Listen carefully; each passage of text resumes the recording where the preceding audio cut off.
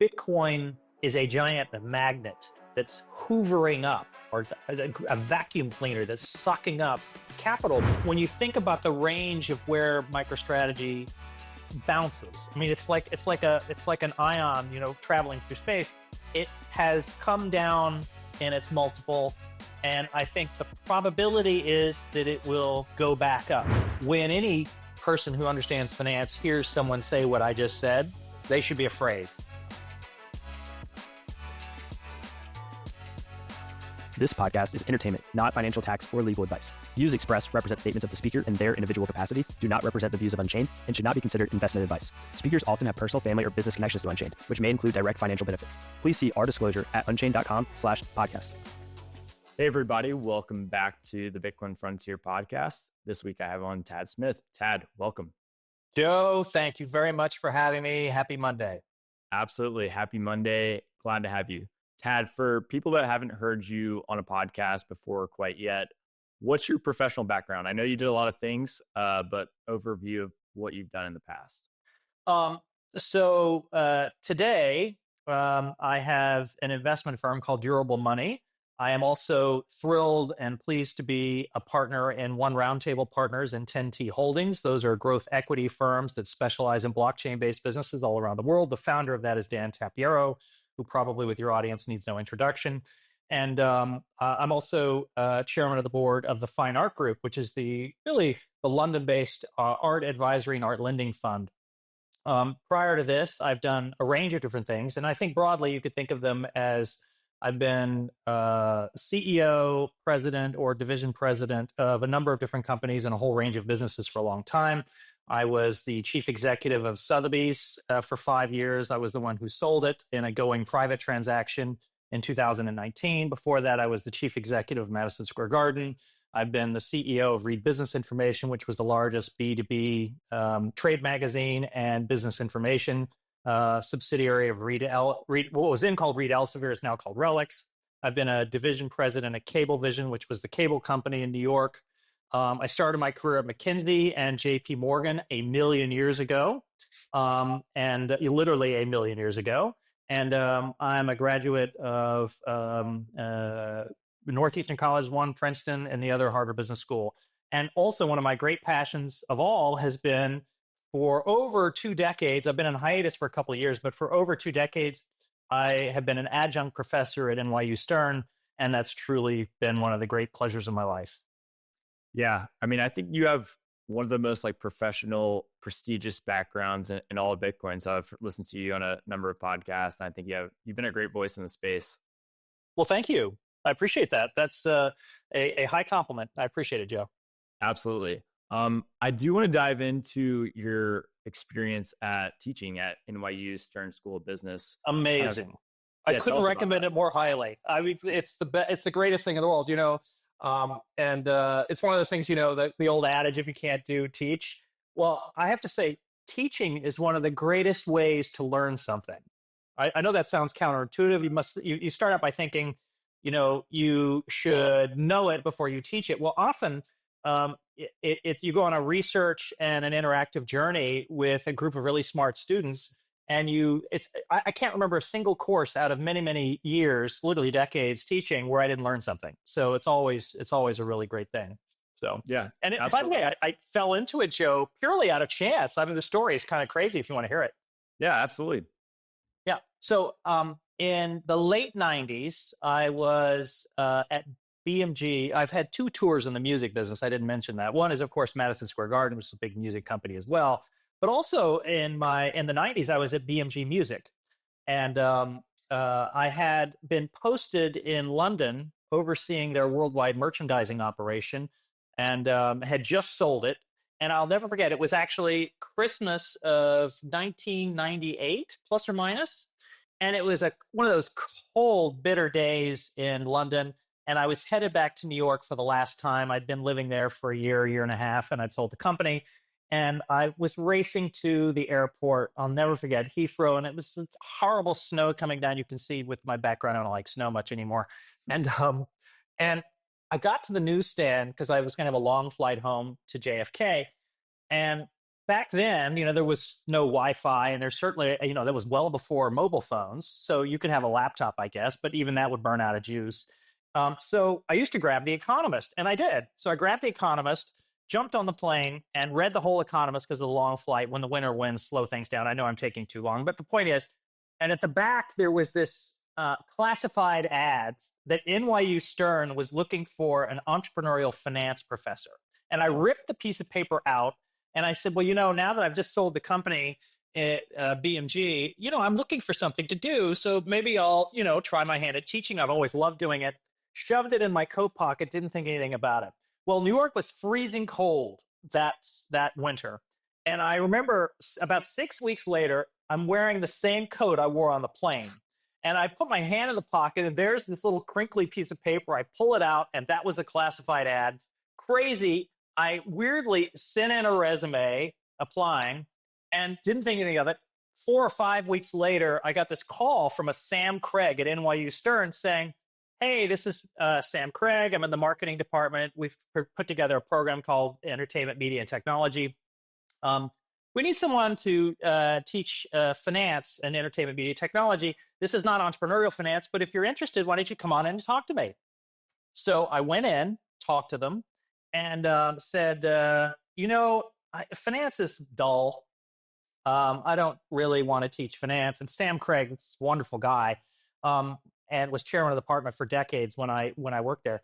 And he said, well, it's really very important. I said, yeah, but it's so dull. I mean, it's the capital asset pricing model. It's portfolio theory. It's investment and bond math. It's just not very interesting. But if you're open to it, and you let me teach it a certain way, maybe I'll do it. And, I wasn't really negotiating because I had no leverage. I was just asking. And they said, okay, Sam said, what do you have in mind? I said, I want to teach it like I learned finance years ago, all Socratic method. So it's going to be interactive. So there won't be lectures. We're going to have a dialogue with the students. And secondly, I want to pair it with strategy and finance, because where finance really becomes important is when it connects to strategy. The qualitative meets the quantitative. That's where exciting things start happening. By the way, the same is true in Bitcoin. Same is true in MicroStrategy. Same is true in all these different macro, all these different things. But that's where you get some amazing creative tension. And he said, well, I'll tell you what, we're going to give you a try. Why don't you teach one class as a guest lecturer, and we'll see how it goes. I said, okay. So I studied real hard and picked a company called Amazon, which, by the way, in Amazon back then was not what Amazon is. It was a little bookseller and a website. It was not much to sneeze at. But it had this very peculiar balance sheet where they kept making losses, but their free cash flow was positive because of the way their working capital is. So I didn't tell anybody in the class what the name of the company was, but we went through, and I said, is this company a good company, a bad company? Everybody said it's making losses, it's going to be a disaster, it's going to zero, on and on. It was all these wonderful things. And then the big reveal was, of course, the net working capital, that basically Amazon built one of the world's most impressive businesses on other people's money, and by the way, not even borrowing. I mean, they were borrowing in effect in the working capital, but they weren't the traditional debt measures. And that was the thing. And the class was very popular, my guest lecture. And so the professor hired me. And so from then, for the next 20 plus years, I would do 6 3-hour seminars on the topic of strategy and finance for entertainment, media, and technology companies. And Joe, the way I programmed the course is each summer I would think, what companies are in the news, what's interesting, and I would pick 6 case studies that were cool or interesting or vibrant. And over that period of time, I taught over 1,000 students. I mean, the class was typically 60 to 70 students, and it was all Socratic method. So, it was back and forth with questions and answers. And that's the story of how, let me just pause there and see if you have further questions, but that was the setup, and that's how I got into it. Yeah, no, that's awesome. That's funny that you initially talked about Amazon. What was your favorite part? Was it like making an impact on young people's lives or something else? There wasn't a single class where someone didn't ask a question that was profoundly thoughtful in all those years. By the way, the other thing that's really interesting is the trajectory of that period of time. You could see themes. I mean, I did one of my final exams one year was, is Google a buy or a sell? It had just come out. It was about $85 share price. And everybody wanted to sell. And then I remember one where everyone thought the New York Times would be the dominant media company for the next 20 years. Everyone thought Yahoo was going to be the dominant media company for literally years and years and years. I did an exam on AOL, and everyone thought it was a brilliant move to buy Time Warner. I mean, when you look back over the course of history, what you come to see is that we've been here before in a rhyming way over and over and over and over again. And the other thing you come to see, and this, I wish I had, like you, abandoned my sort of early value-oriented tendencies in investing and actually thought about it, that the thing that changes the world, in addition to innovative people and very motivated human beings, technology. And technology tends to have cycles. It tends to have investment cycles, and it also tends to have secular adoption. And these characteristics often are enormously important in terms of investment, but also enormously important about how we live our lives.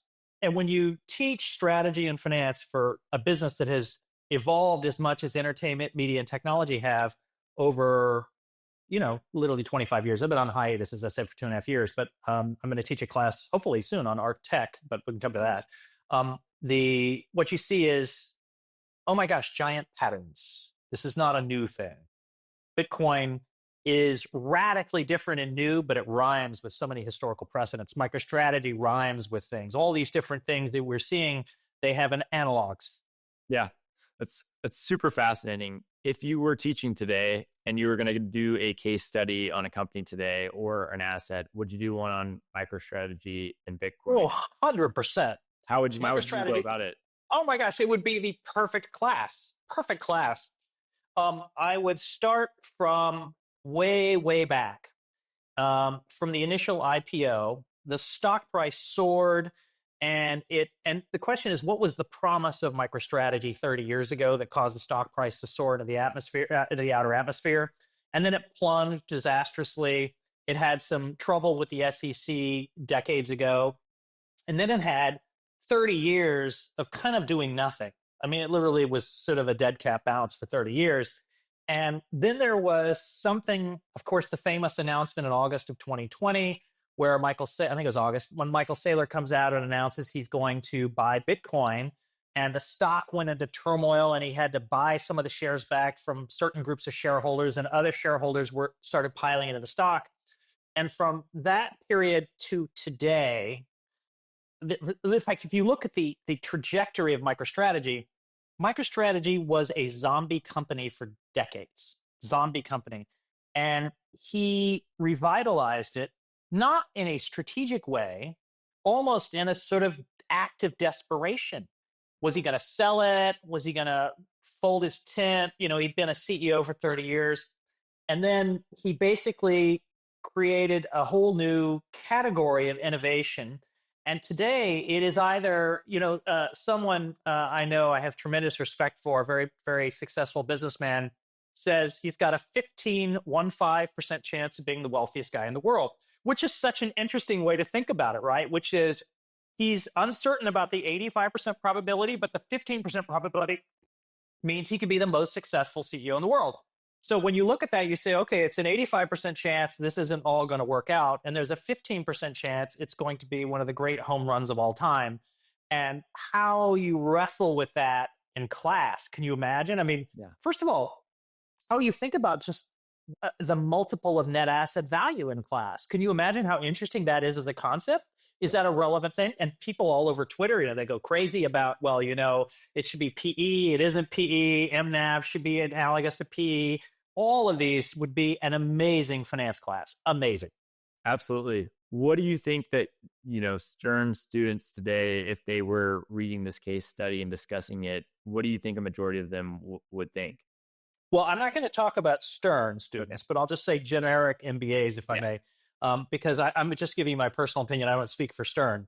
I think they initially would be baffled because you look at a company and you say, wait, why would it trade at 2 to 3 to 4 or whatever time it is? I actually, I don't know what the NAV is today. My guess is it's low twos. Yeah. Actually, Joe, you might know better than I. Actually, It's probably about that. Yeah.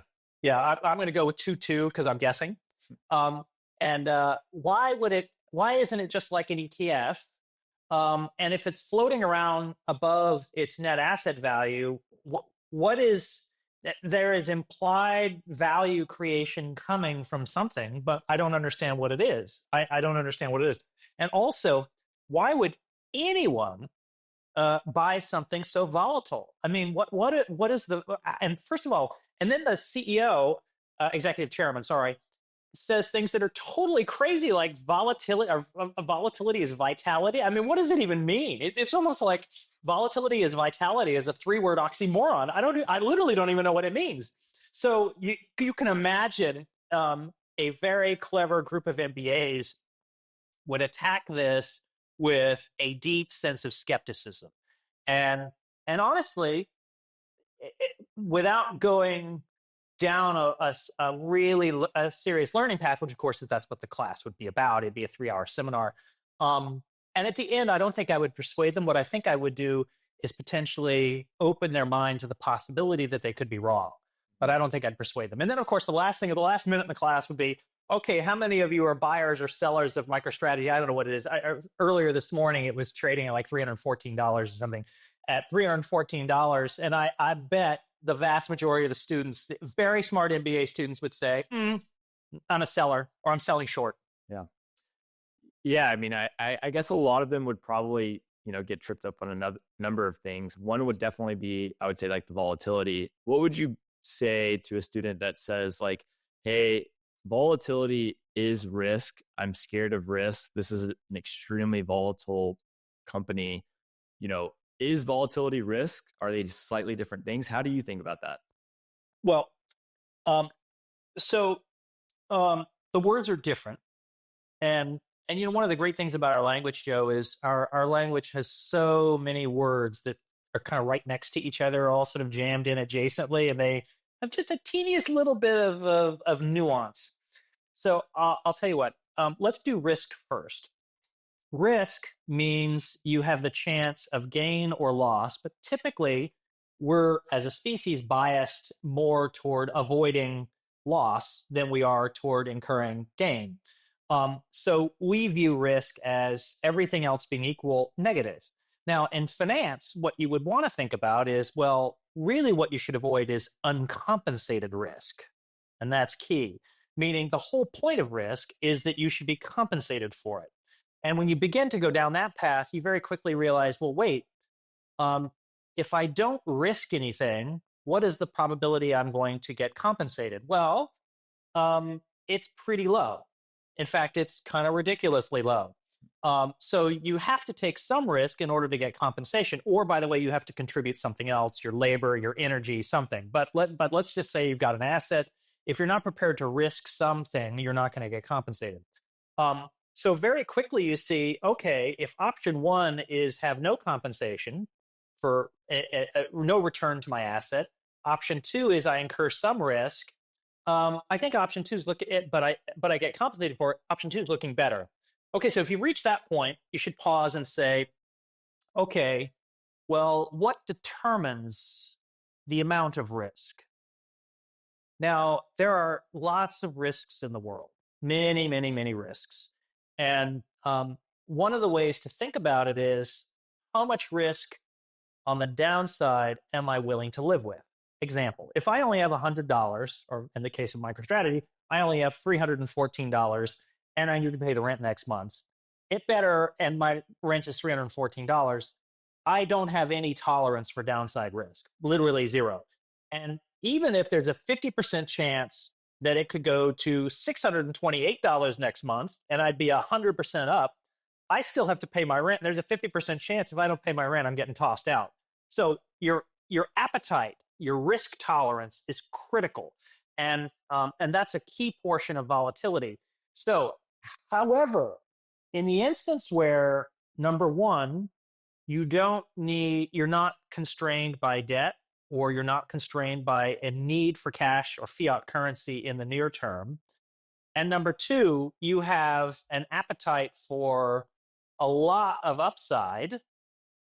Well, then everything else being equal, the more volatility, the better. Why? Because on the downside, it can only go to zero.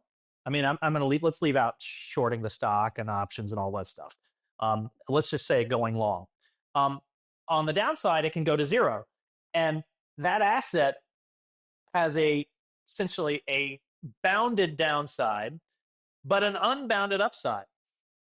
Because an asset, the more volatility there is in an asset, with the downside being fixed at zero, the more the upside becomes possible. So the insight there is, provided you don't, as I said, the two provisos, that you have the tolerance for volatility. And by the way, let's be clear, the vast majority of people in the world don't. And key point, don't. So they need to be very careful with volatile assets. This is obviously not financial advice, but the financial advice I would give is be very careful about volatile assets if you don't have tolerance for volatility. But if you do, wow, all sorts of interesting things start coming. And what you want to do is you want to think about mixing a portfolio of assets together that have degrees of volatility that can enhance the overall return. So it turns out Michael Saylor found pockets of the world's institutional investors that thrive on volatility, that are desperate for volatility, that need volatility, that love to surf and trade and wallow around in volatility. And that is what he sells.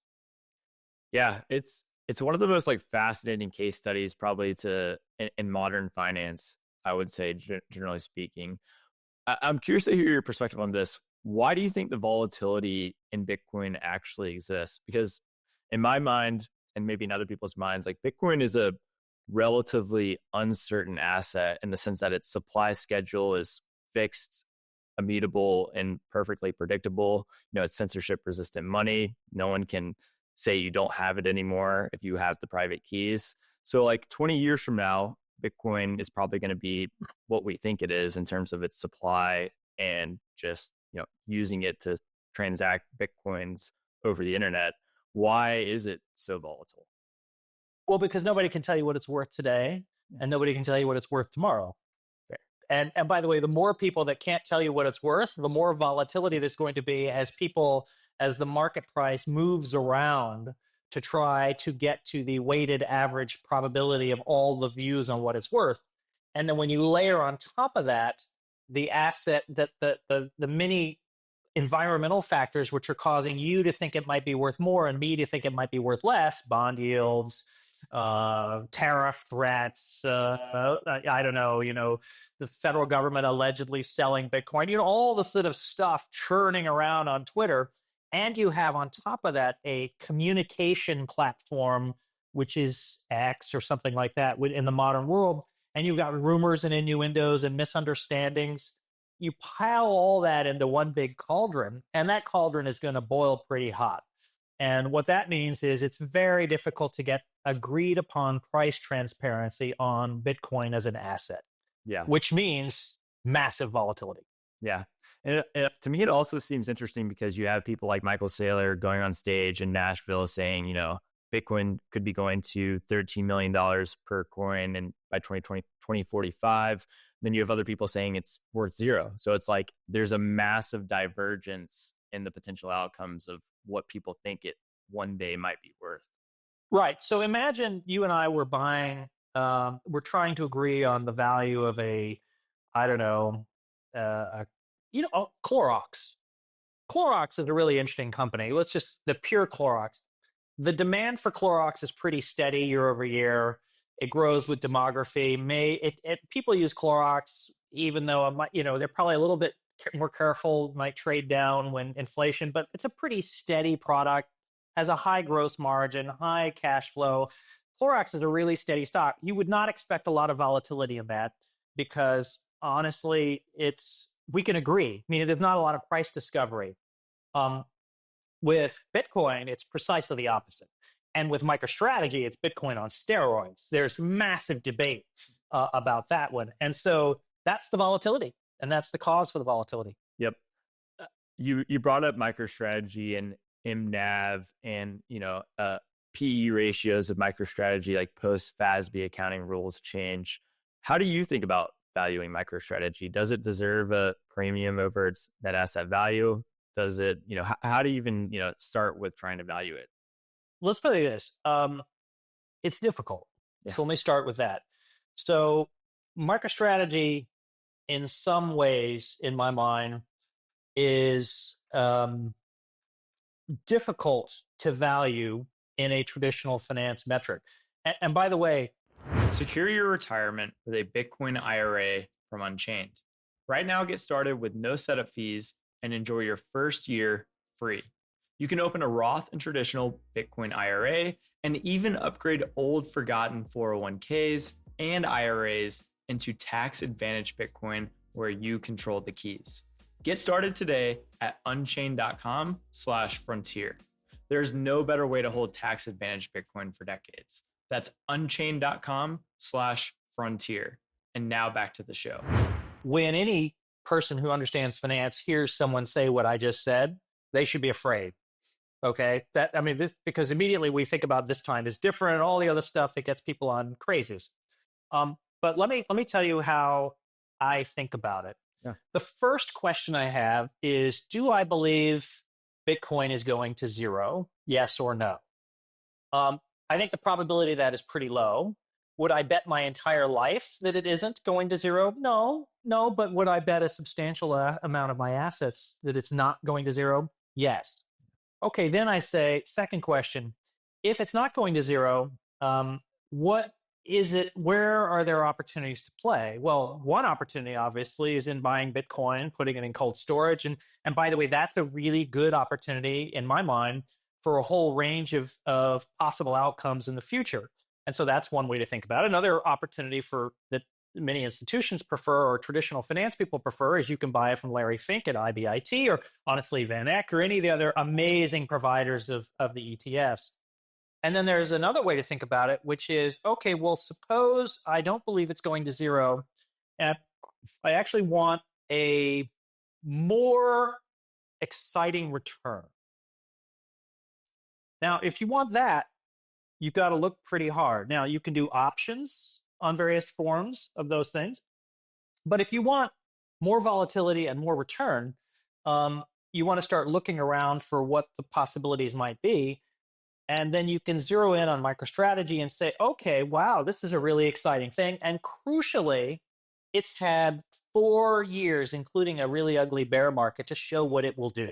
Yep. Now, the MicroStrategy today is not the one of August of 2020. It's evolving, so you have to adjust for it.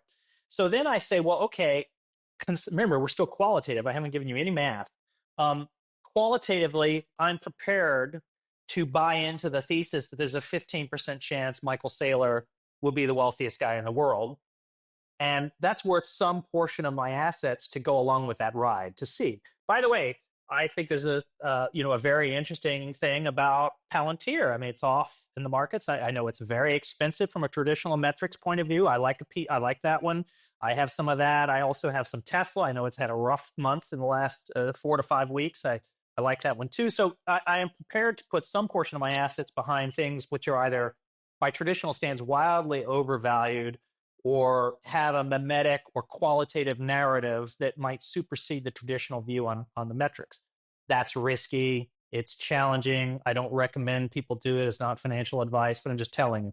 So then the question is, okay, when do I buy into MicroStrategy and what's the price? Well, I bought in years ago, but I've also sold over those periods of time. And I have moved from call options to the shares and back to call options.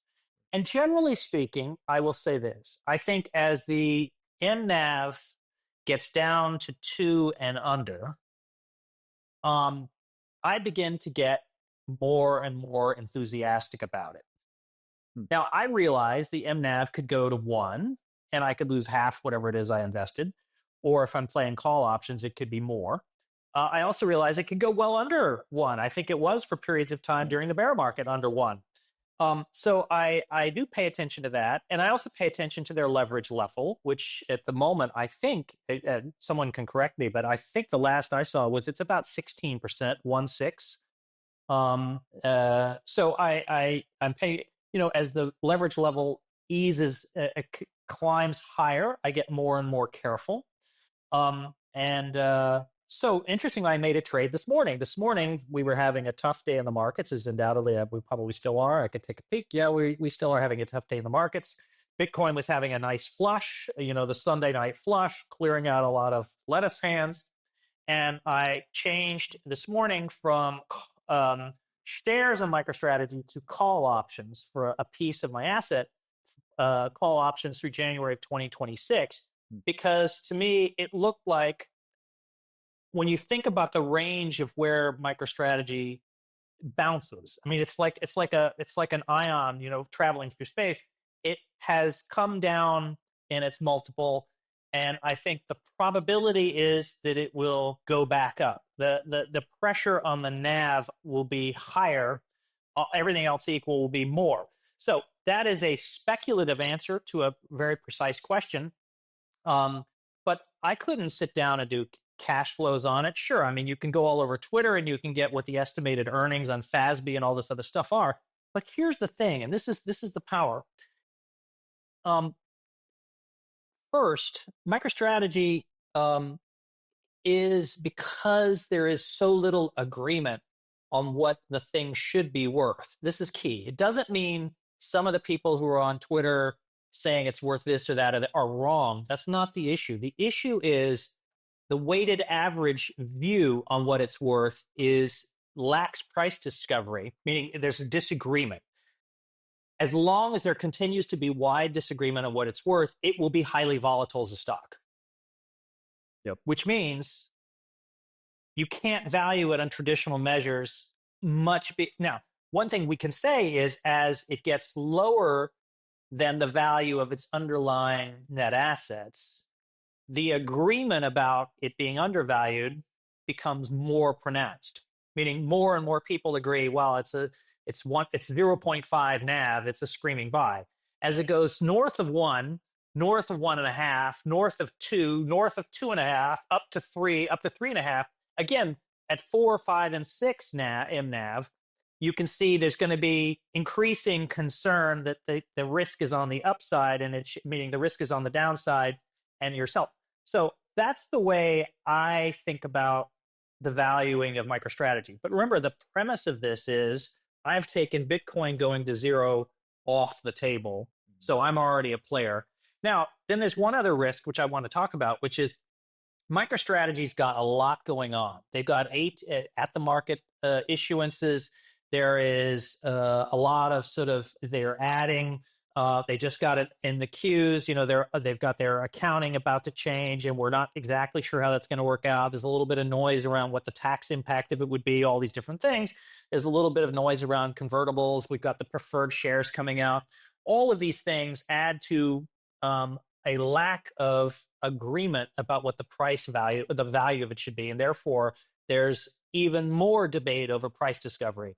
In that environment, you would expect, and then also we forgot about earnings blackouts, which everyone needs to keep in mind. There are periods where they can sell shares, and then there are periods of earnings blackouts, and they've never really publicly reported what the earnings blackout is. Is it 2 weeks or 4 weeks? I always assume it's 4 weeks. I don't actually know, but most public companies use 4 weeks, which means 48 weeks out of the year, 16 weeks out of the year, they are unable to trade. Which is key. And by the way, I believe we could be in one of those. Now, again, I have the slightest information. I don't know that to be the case, but my guess is that we are. And in that environment, they're not selling shares. And so there's a little less volatility. So I try to surf the volatility between the call options, the leaps, as it were, and the shares. And I go up and down, and all of this in a tax-advantaged account. So that's how I think about the value. Would I put every nickel I have in MicroStrategy? Absolutely not. Wouldn't think about it. Yeah. But do I need to know that I value it at $500 versus $450 versus $400 versus $314? No.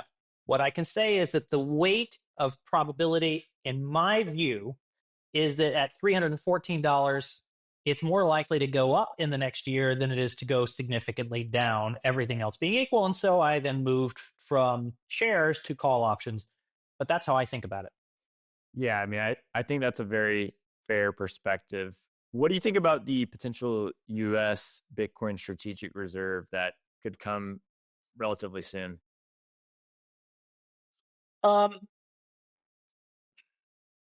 it's nuanced. Um, uh, so I was actually at the Bitcoin conference when Michael Saylor did his very thoughtful discussion about how, under various scenarios, if you acquire Bitcoin and put it away, you the value enhanced in Bitcoin could potentially materially reduce the liability of the United States and strengthen the underlying fiscal situation, all those things. And I remember coming away from that thinking, well, that's really innovative and that's thoughtful. And of course, I saw the Wyoming Senator Cynthia Lummis, and her proposal. I'll start by saying I haven't read the proposal, and I also, of course, saw the President-elect Trump and what he said.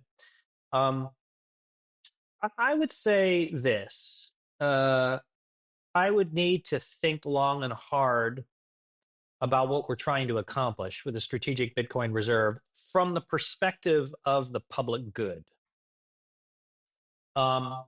Because while I think you and I, as Bitcoin holders, can agree that if the United States government starts buying Bitcoin, the number is going to go up. And in the near term, you and I are going to be pretty happy about that, I suspect. That can't be the only reason that people do it. We need, I mean, we're using the Treasury's money. Now, I acknowledge that the Treasury is using, is financing deficit financing. They can issue dollars. They can, I think the one recent proposal I saw was that they sell their gold reserve and buy strategic Bitcoin, buy Bitcoin with it. I think all of those are very valid questions, but I think one needs to go into this and have a very clear understanding of what the public good is. And it can't be one that is consequential. When I say consequential, meaning the result, or indirect's a better way to say it. It can't be one, we think this might happen and that might happen and that might happen and that in the end would be good. We need to really understand what are the consequences of what we're doing and how will that play out. And so I would be cautious on if I were in the administration coming in, or the Senate or the House if they were asked to vote on it. On the other hand, it's very important. It is novel, innovative, potentially disruptive in ways that are profoundly positive. And I think even though I sound a little bit cool to the idea, I'm not. I think one needs to evaluate it with a warmth and an open mind that is appropriate under the circumstances. And we shouldn't just dismiss it because it's new and, quote, ridiculous to the prevailing opinion. Many crazy ideas that have been transformative were ridiculous to the prevailing opinion. So we can't be saddled with that. But we need a firm fact. We need to understand what we're getting into and what we're doing and how we're going to do it. We need to be careful about it. Yeah, it's a great point. I mean, there definitely needs to be research of like the implications of if the United States goes out there and buys 1 million Bitcoin, what exactly is going to happen. I think by the way, and guess what? Nobody knows. Yeah, it's a great point. Nobody knows. And by the way, the other thing we need to examine is, and this is important, if we don't and someone else does, what happens? Exactly. The truth is we don't know. Yep. Yeah. So we need to be careful about it. Now, I will say I certainly wouldn't be selling Bitcoin if I were the United States government right now. And by the way, quietly, I might be modestly adding, quietly behind the scenes.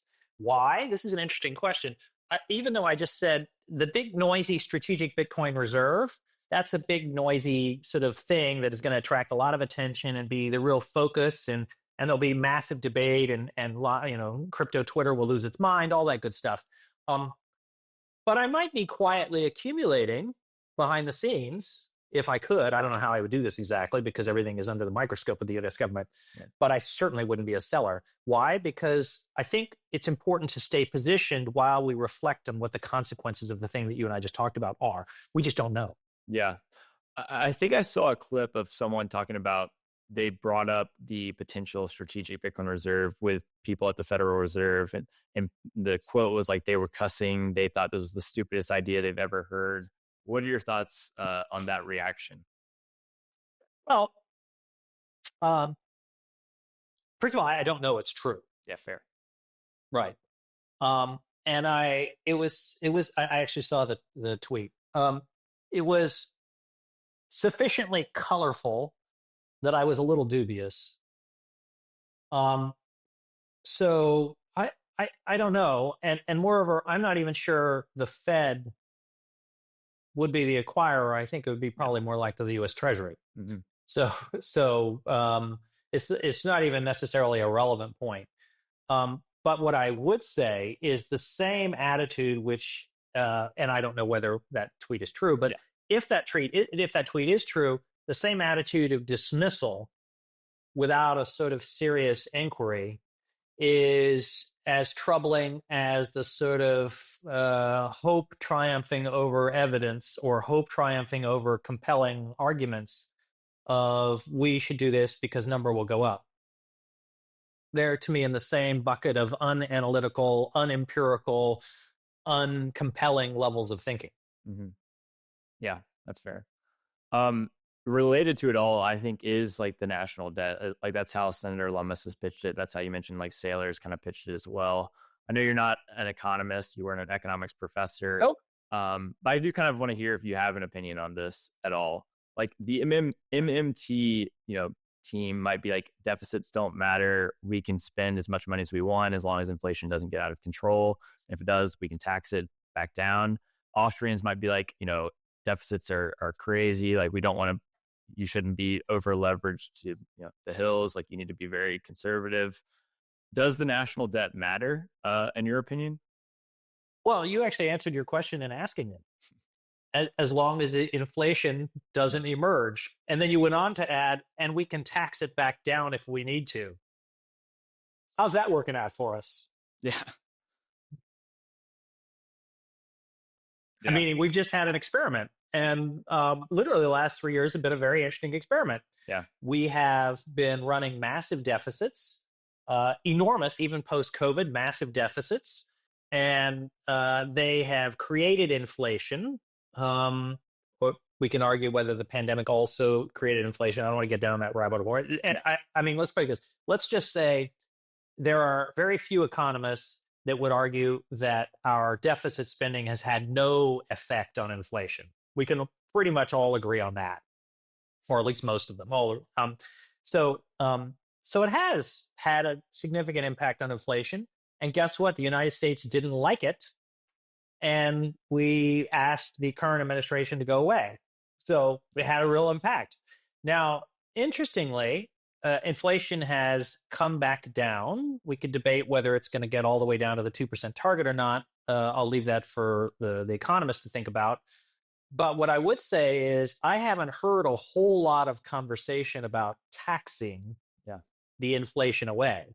In fact, if anything, I've heard the opposite. So the very notion of modern monetary theory saying we can spend anything we want to in the whole universe, and if inflation becomes a problem, we'll just increase the taxes, is politically unpalatable and therefore unable to be implemented. And therefore, it, in my mind, blows up the whole theory. Yep. Yeah, it's definitely a pipe dream. Completely agree. Yeah. Related to this topic of inflation and then just like investing in capital allocation as a whole, how do you think about investing in what assets to buy? Is there like a hurdle rate in your mind? Is it CPI? Is it M2? Is it Bitcoin itself? How do you think about that? It's a good question. So I am an enthusiastic subscriber to the Global Macro Investor, which is by Raoul Pal. I mean, there are others that I also subscribe to. I like to follow Tom Lee at Fundstrat. I mean, there are a bunch of them.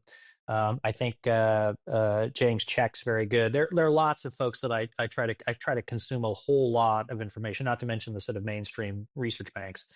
And what I would say is the most compelling one I've heard so far continues to be that of Raoul Pal and Julian Battelle. They've gone through a very, very deep and thorough analysis. I just actually this weekend read the January Global Macro Investor. Was an astonishingly good report. And their perspective continues to be, global liquidity is rising about 8% a year. And on top of that, they tack on 3 more percentage points for inflation. We could debate that, but that's fine. So you're talking 10 to 11% a year. And this is crucial, after tax. So you know what? Okay, if the world's relative liquidity and inflation are rising, let's just use their number, about 11% a year, after tax, my after-tax investments need to produce that, and that's really the hurdle rate, which is what they would say.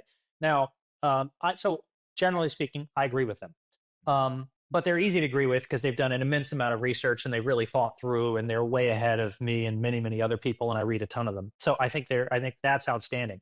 Now, there's a slight nuance to what you asked me, Joe, which is more complicated, which is how do I think about incremental capital allocation versus the hurdle rate? And you asked me so cleverly that question, because I'll give you an example. Incremental is a different question. That is to say, if my option is to spend $1 on X investment or $1 on Bitcoin, I'm not using 11% as a hurdle rate. There are a whole lot of things that have an after-tax, well, not a whole lot. There's some really good investments that have an after-tax rate of more than 11% that Bitcoin, which is growing at, call it 40 to 60%, are just a better investment. So what's happening is, and Bitcoiners like to talk about demonetization. What's happening is that Bitcoin is a giant magnet that's hoovering up, or a vacuum cleaner that's sucking up capital, because everyone is coming to the conclusion, up to the point of my risk tolerance of Bitcoin going to zero, meaning so whether it's 1% or 2% or 3%, X% of your portfolio, if any of that is available, why would you put it in anything other than Bitcoin? Now, interestingly, Raoul Pal and Julian Patel and Global Macro Investor actually have a point. They actually answer this question. They say, well, you should have some core allocations there, and then there's some other things where there are faster horses. Now, I don't disagree with the concept of faster horses. I mean, I'm involved very happily and privileged to be involved with a firm that cares a lot about that. But what I would say is this, which is for my own personal, call it the family liquid money, it's hard for me to put it in something other than Bitcoin. Mm-hmm. It's hard.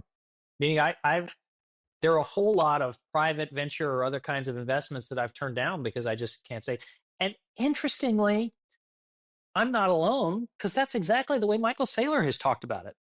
Yep. Which is, don't bring me some acquisition. Don't bring me something that's better than Bitcoin. And then you've got me, you've got my attention. Do you think we're approaching a point where a large majority of people and investors out there will ever grasp that concept? Like, are people learning that maybe their existing hurdle rate or their benchmark that they're using to evaluate whether they're investing capital in an appropriate manner is good or bad? Do you think that could change to Bitcoin for a lot of people soon, or is that still very far away? Well, I don't think people need to realize that in order to invest in Bitcoin. Yeah. I mean, honestly, how many stocks have I invested in over the years through all sorts of different mechanisms where I'm not sure what I was investing in? Yeah. By the way, how many people are currently invested in NVIDIA and actually can't give us a coherent 3-sentence description of what it actually does? How many people are investing in AI and don't know what AI is? How many people are actually investing in Tesla? I among them, and couldn't tell you what percentage of it is solar, what percentage of it is robots, what percentage of their money is going to, I don't know, autonomous driving. I haven't the faintest idea. So the truth is, sometimes you don't need understanding.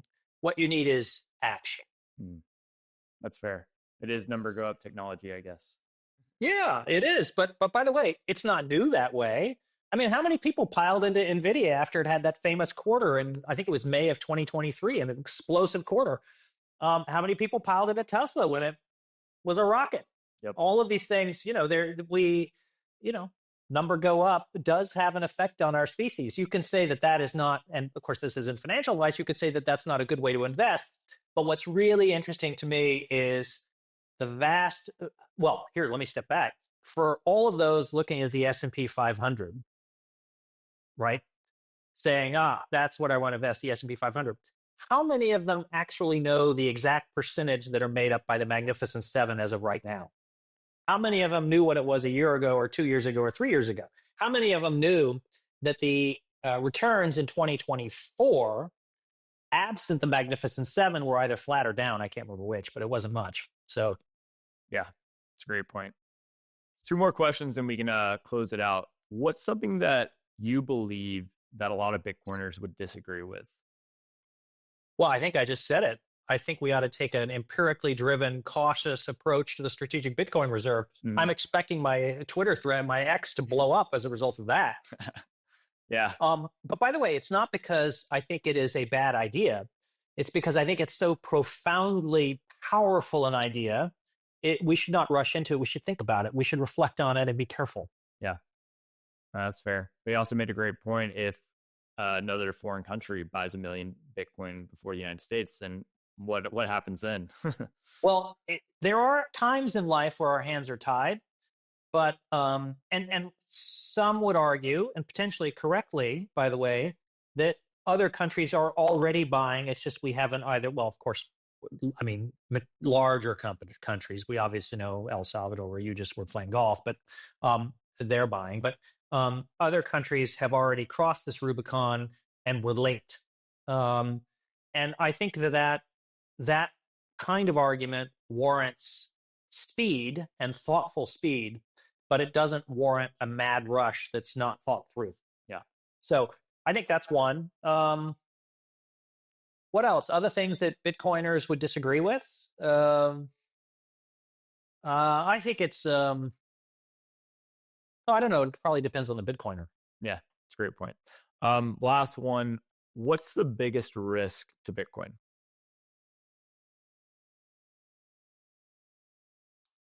Well,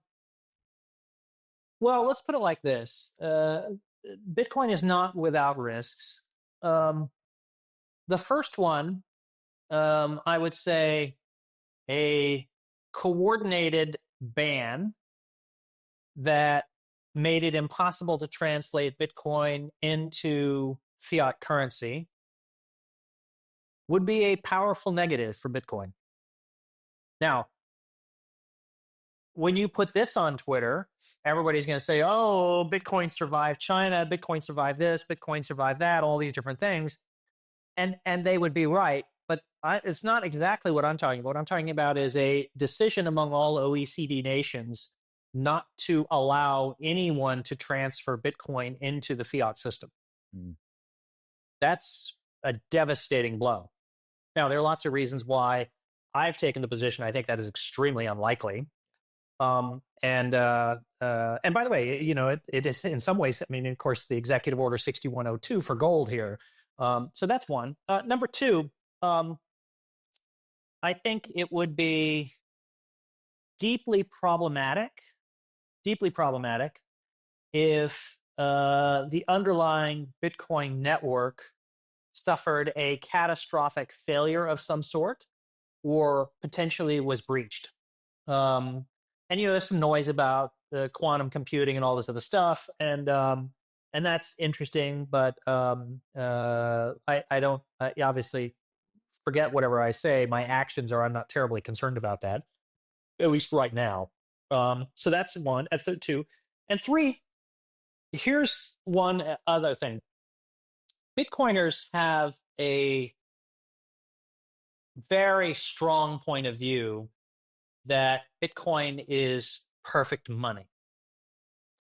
And perfect is a high bar, Joe. Perfect is a high bar. And you know something? And we go back to the conversation we were having, I don't know, 45 minutes ago or something about when you have taught entertainment, media, and technology, strategy, and finance for as many decades as I have, what you see is the thing that looked like the perfect solution at one point in time. Technology has a way of making it obsolete. So if you believe Bitcoin is perfect money, you are essentially suggesting that either A, it is in fact as it is perfect, or B, that the mechanisms for improving it, a la the forking and the whole process related to it, are themselves perfect. Or in other words, sufficiently flexible to keep it perfect. Maybe that's a way to think about it. And, I would say without any particular evidence, but just my hunch is when I say things will never happen or are forever, I've been around long enough to be doubtful of that. That's a very fair perspective. I don't like the framing perfect money either. I think it's probably the best money, but I don't think anything on earth. Well, if it's the best money, it's only until the better one comes along. Then you answered your question. Yeah. Well, Tad, this was an incredible conversation. Really appreciate you taking the time to do this. Where can the people go learn more about you and what you're talking about? Well, I'm on Twitter at Tad Tweets. I'm on LinkedIn, but so that's I would do at Tad Tweets. Awesome. So. Well, thanks, Tad. Joe. Thank you for all you do. I really appreciate it. It's very nice of you to invite me, and it's good to see you. Absolutely. Happy New Year. Great to see you. I guess it's kind of late in the year to be saying Happy New Year, right? It's 13th. Yeah. Okay. I should retire that at least a week ago. Close enough. All right, Joe. Thanks again.